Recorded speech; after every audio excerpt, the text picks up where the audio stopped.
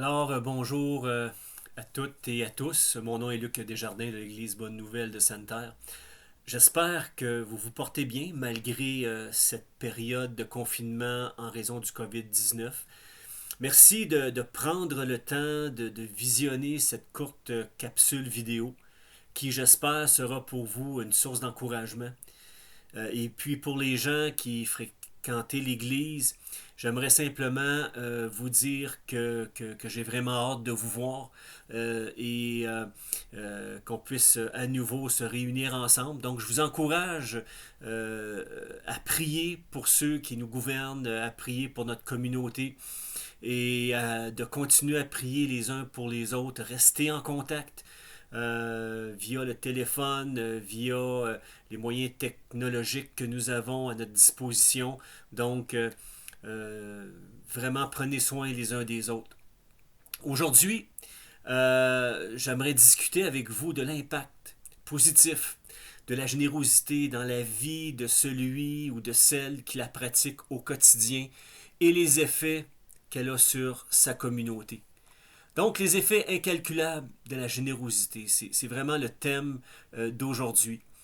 Dans le livre de Deutéronome, dans l'Ancien Testament, au chapitre 15, le verset 10, ça nous est dit « Donnez généreusement et de bon cœur. Pour cela, le Seigneur, votre Dieu, vous bénira dans tout ce que vous ferez et entreprendrez. » Jésus, de par sa nature, était vraiment généreux. Exemple, ça nous est relaté au travers de tous les évangiles qu'il a multiplié les pains, il a multiplié les poissons pour nourrir des milliers de personnes. Il a guéri une multitude de personnes, il a produit des pêches miraculeuses au point d'en rompre les filets des pêcheurs qui étaient en train de tirer après. Jésus a même envoyé Pierre, l'apôtre Pierre, lancer sa ligne à l'eau pour prendre un poisson avec une pièce d'argent dans sa bouche pour payer leurs propres impôts. Juste vous dire que quand on fait confiance vraiment à notre Seigneur Jésus, il prend soin vraiment de nous dans chacun des détails de nos vies. Il est, de par sa nature, généreux. Il désire que nous ayons, nous aussi, en tant qu'êtres humains, en tant que croyants, en tant que ses disciples, cette même mentalité-là. Donc, une attitude du royaume de Dieu.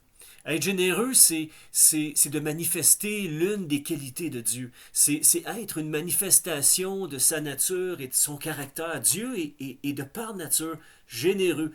La Bible nous dit dans Jean chapitre 3, le verset 16, « Car Dieu a tant aimé le monde qu'il a donné son Fils unique, afin que quiconque croit en lui ne périsse pas, mais ait la vie. » C'est le cœur de Dieu de renouer avec l'être humain, de se reconnecter avec l'être humain séparé de lui. Et il a donné son Fils afin qu'il puisse porter nos péchés, que nous puissions regarder à lui et être pardonnés, être sauvés, devenir de nouvelles personnes en Jésus.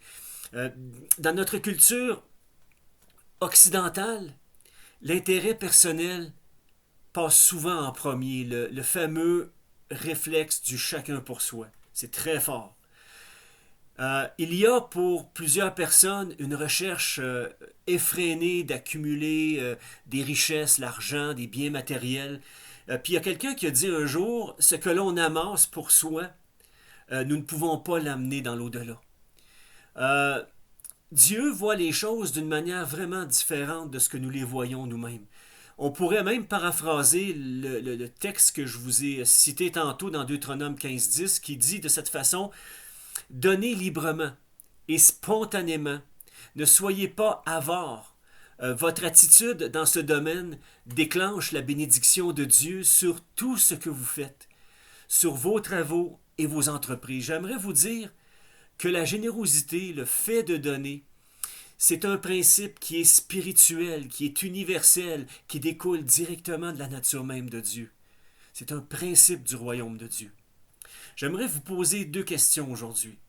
La première, c'est, avez-vous déjà porté attention à ce qui se produit dans votre cœur quand vous veniez juste de poser un geste de générosité sans rien attendre en retour?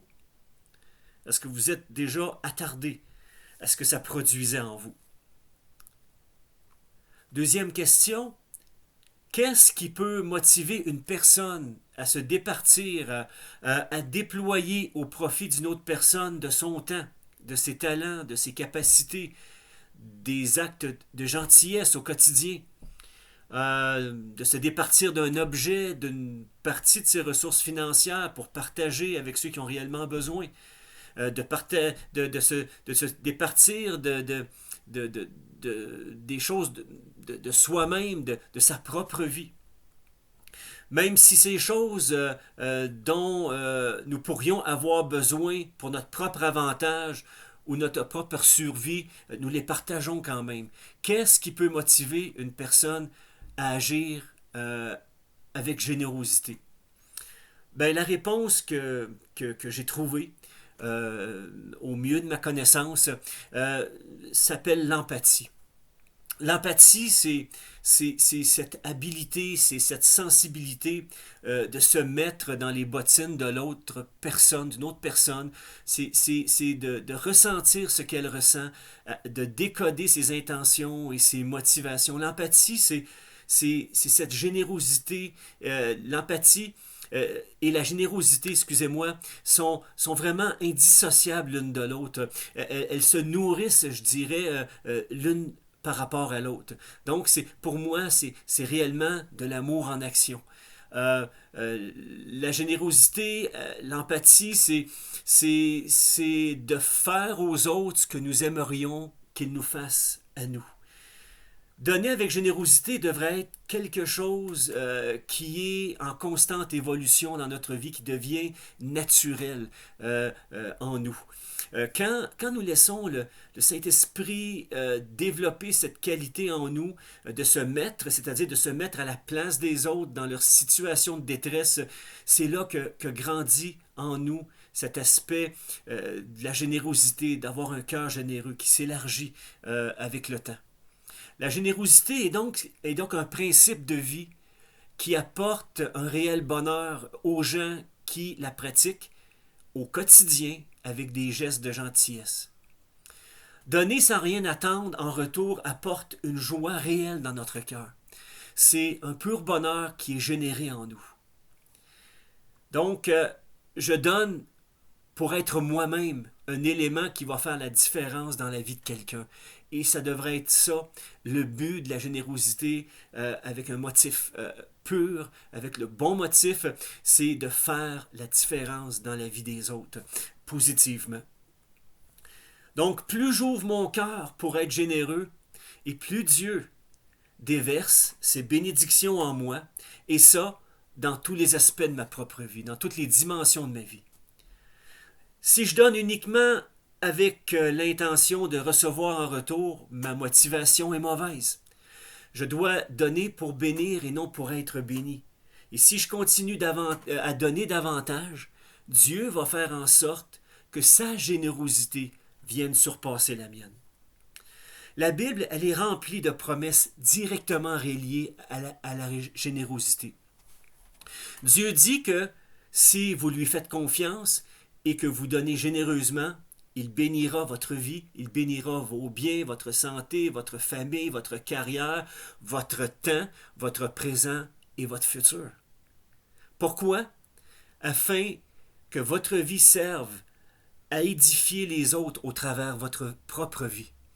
Dieu veut reproduire sa générosité au travers de nos propres vies. Donc la générosité, c'est, premièrement, une façon de penser, c'est une attitude qui s'enracine profondément en nous par l'amour et la grâce de Dieu. La générosité, c'est cette attitude, c'est cette façon de vivre au quotidien. Jésus veut que son Église et ceux qui la composent, donc l'Église, c'est pas un bâtiment, c'est ceux qui la composent, c'est ceux qui appartiennent à Christ, tout simplement. Donc Dieu veut que son Église soit généreuse comme lui l'est envers elle. Et le signe visible, le fruit qui devrait suivre chaque croyant qui vit une profonde relation avec Jésus est une générosité sans borne, qui déborde constamment. Les gens généreux sont réellement des gens heureux. Nous sommes bénis pour être en retour une bénédiction pour les autres. Même des études produites en neurosciences. Et vous irez lire là-dessus, vous irez écouter, je pense qu'il y a des YouTube qui sont sortis là-dessus, que j'ai regardé dernièrement. Il y avait quelqu'un qui parlait que les neurosciences, il parlait de plusieurs études, de plusieurs scientifiques qui ont fait des recherches sur la générosité et que la neuroscience vient que la neuroscience vient appuyer les effets positifs de la générosité sur la santé mentale, physique et émotionnelle d'une personne. Donc, quand nous demandons l'aide de Dieu pour un relâchement de générosité au travers de nos vies, ça vient générer toutes sortes d'actions concrètes qui satisfont les vrais besoins. Et commencer à penser en termes de données, ça vient justement développer cette empathie, cette générosité qui va être déployée vers l'extérieur. Donc, donc, c'est important de commencer à préparer, à réfléchir à des plans généreux en fonction des besoins qui nous entourent. Cherchez des besoins autour de vous. Moi, je vous encourage à regarder les besoins. Il y en a une multitude de gens qui sont seuls et qui souffrent et de regarder les besoins, de prier sur la façon dont Dieu veut que nous puissions atteindre ces besoins-là et de toucher le cœur de ces gens-là. Donc la générosité, c'est une vision des choses qui vient faire toute la différence. La générosité, ça vient générer quelque chose qui vient combler un besoin dans la vie de mon prochain. Donc, on n'a pas besoin d'être des gens surdoués pour agir avec générosité. Ça prend seulement un cœur qui est rempli d'amour et de compassion et qui voit le besoin dans l'autre. Ça prend des yeux qui ont un regard généreux et qui voit la détresse des autres. Une personne au regard généreux voit la présence de Dieu se manifester dans sa propre vie. Un œil généreux voit ce qui manque et demande l'aide de Dieu dans la prière pour que le besoin soit rencontré, soit comblé. Quand vous êtes généreux, votre façon de penser et votre vision des choses va complètement se transformer.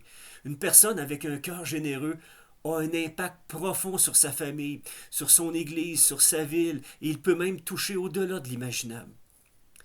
Une personne généreuse ressemble à son Créateur qui est généreux par nature, à l'image de Jésus-Christ qui guérissait les malades, multipliait les pains, allait pour nourrir les foules, allait là où personne n'osait aller, avec un amour incomparable, dépourvu de tout préjugé. Une attitude de générosité qui est une attitude du royaume de Dieu, doit nous suivre et se déverser sur les autres constamment au travers de nos vies. Nous devons absolument rechercher à donner le meilleur de nous-mêmes, dans nos talents, dans nos dons, dans nos capacités, pour venir en aide à quelqu'un qui a lui-même de la difficulté, qui a de la difficulté dans un domaine où nous avons de la facilité et qui peut combler son besoin. Donc, développez en vous les dons que Dieu vous a donnés. Et la meilleure façon d'y arriver, c'est le principe de la générosité qui vient développer en vous ce que Dieu vous a donné comme dons et capacités et talents. Les gens qui souffrent autour de nous ont un grand besoin de voir des cœurs remplis de générosité. C'est tellement inspirant et rempli de compassion, en action, motivé par l'amour de Christ en nous. Une authentique générosité motivée par un amour authentique, les uns envers les autres, en don de temps, d'écoute, de talent, de petits gestes, démontre aux autres qu'ils ont de la valeur pour nous. La générosité, ça a bâti notre communauté. L'apôtre Paul a écrit à l'église de Corinthe, dans la deuxième épître aux Corinthiens, le chapitre 9, le verset 11, et il dit « Il vous rendra suffisamment riche en tout temps, pour que vous puissiez sans cesse vous montrer généreux. » Wow! Ainsi, beaucoup remercieront Dieu pour les dons que nous leur transmettons de votre part. Donc la générosité, c'est une façon de remercier Dieu pour notre semblable et nous rapproche merveilleusement les uns par rapport aux autres. La Bible dit Car là où est ton trésor, là sera ton cœur aussi. Dans Matthieu, l'évangile de Matthieu, le chapitre 6, le verset 21. Là où j'investis mon temps, mon argent, mes talents, mes efforts, mon énergie, c'est là, c'est vers cette direction que mon cœur va se porter automatiquement. Chaque fois que je me donne à Dieu, que je me connecte avec lui, mon cœur est attiré toujours plus près de lui. Et chaque fois que je vous donne en don, en capacité de ma propre vie, mon cœur se rapproche de vous aussi. Donc, la générosité bâtit notre communauté d'authentiques croyants en Jésus. Les chrétiens du premier siècle étaient reconnus pour avoir de l'amour les uns envers les autres et leur grande générosité aussi se déversait les uns envers les autres. Dans les Actes des Apôtres, au chapitre 4, le verset 32, ça nous est dit, tous ceux qui étaient devenus croyants partageaient tout ce qu'ils avaient. Dans le fond, c'était la pensée de ce qui est à moi est à toi, et tu peux profiter de ce que j'ai dans mon superflu si toi tu en as réellement besoin. C'était la mentalité de l'Église primitive. Il y avait vraiment un partage qui se faisait. Donc une personne généreuse, à coup sûr, elle va prospérer dans tous les domaines de sa vie. Dans le Proverbe, et pour appuyer cette parole-là, nous avons le livre des Proverbes au chapitre 11, le verset 24 à 25. Ça nous est dit, tel qui donne libéralement devient plus riche. Tel qui donne libéralement devient plus riche. Et tel qui épargne à l'excès ne fait que s'appauvrir. L'âme bienfaisante qui est généreuse sera rassasiée, et celui qui arrose sera lui-même arrosé. Une vie généreuse, c'est une question d'attitude de cœur, un cœur qui donne simplement. La générosité amène une vie remplie de bénédictions et elle fait voir clairement l'état spirituel de notre âme. Quand Jésus est Seigneur et Sauveur de notre vie, il est de tout le reste. C'est lorsque nous commençons à pratiquer la générosité que notre cœur s'élargit et s'éloigne de l'égoïsme.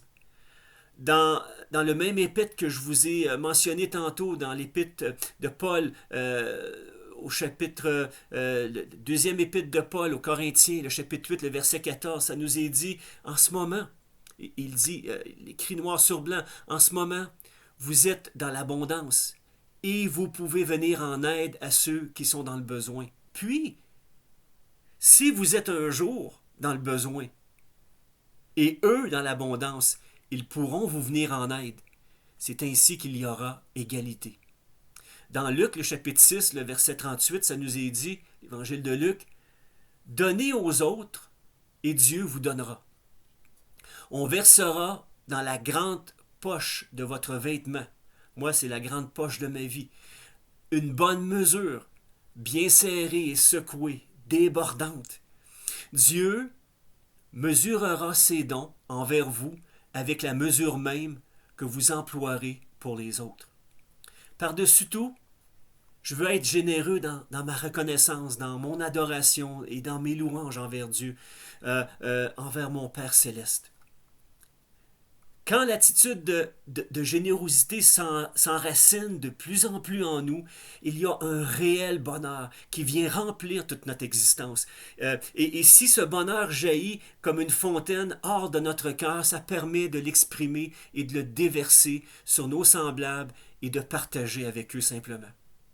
Celui qui pratique la générosité avec les bons motifs obtiendra des bénéfices infinis, alors que celui qui garde jalousement ses richesses pour lui-même en sera dépossédé. J'ose dire que la générosité est une puissante multivitamine pour l'esprit, l'âme et le corps. La générosité nous énergise. Celui qui est généreux n'a pas besoin de rechercher une protection contre la misère ou le malheur. Celui qui est généreux jouit pleinement de la vie.